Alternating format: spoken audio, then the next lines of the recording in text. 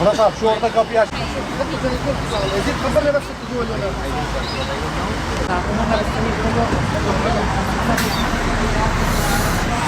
Kaç senedir Türkiye'desin? 8 sene. Zorlukla geçti.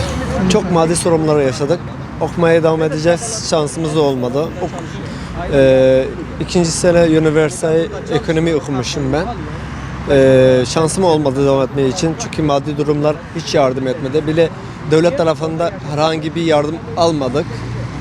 Ve şimdiye kadar alamadık. Bu yüzden orada yaşama tarzı mülteci hakkı olduğu için oraya gideceğiz. Aslında şimdiye kadar herhangi bir sorun yaşamadılar. Herhangi bir arkadaşlarımızdan, Suriye arkadaşlarımızdan. Bu yüzden de olacağını hiç düşünmüyoruz. Olursa da o zaman yani Allah'a ait bir şey.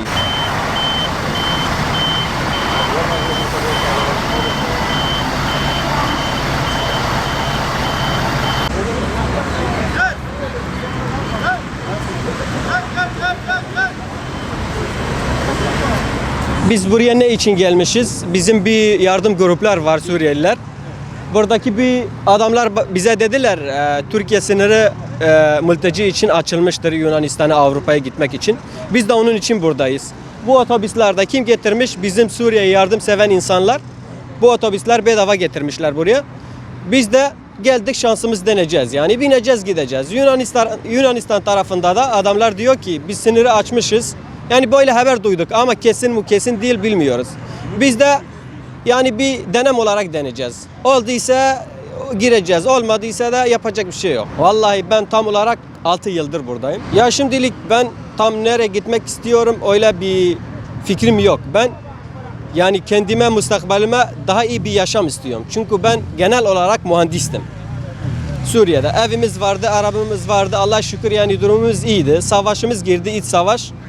Millet birbirine girmiş. Yani şimdilik gördüğünüz gibi bütün ülkeler bizim vatanda savaş ediyorlar. Kim kime vuruyor artık kimse bilmiyor.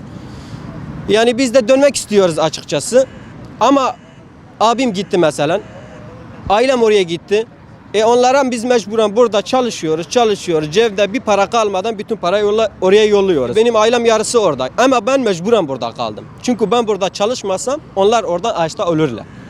Onun için biz de böyle bir fırsat bekledik yani açık ve net. Avrupa için belki daha bir yaşam için bize olabilir. Ondan şansımızı deneyeceğiz.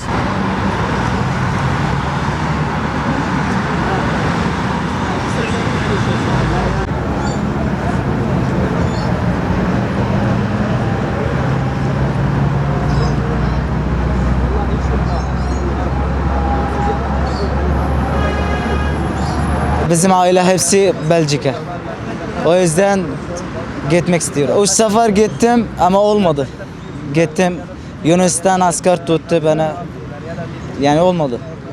Belki bu sefer olacak inşallah.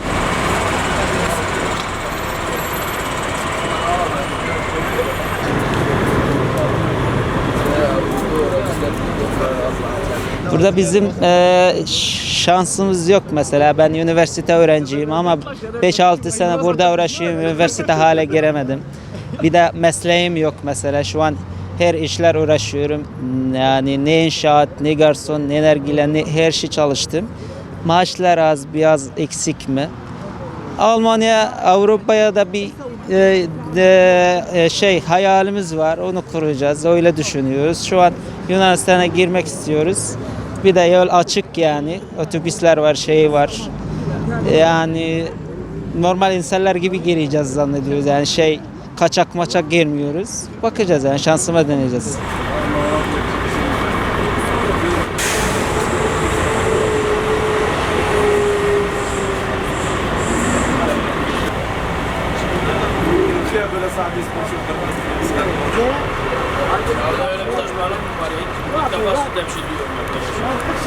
Daha yeni ben.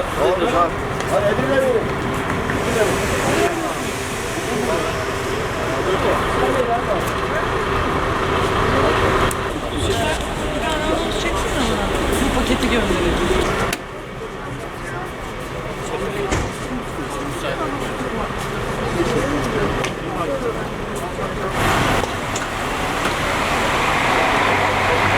Está